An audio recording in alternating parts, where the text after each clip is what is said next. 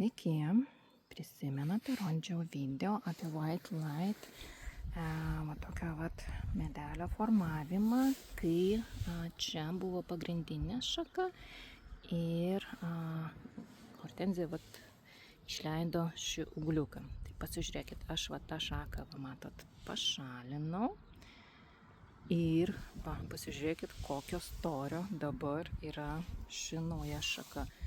Ir palyginus su tom, kurios buvo, pasižiūrėkit, bandau fokusuoti, ji jau dabar yra, apie šitą kalbu, tokio pačio storio. Tai dar kartą, kaip aš beveik kiekvienam video akcentuoju, kuo daugiau mes retiname, kuo mažiau paliekame šakų, tuo mama, ar ne, pagrindinis kotas arba šiaip krūmas turi grubiai mažiau tų vaikučių ir gali jiems skirti daugiau savo resursų.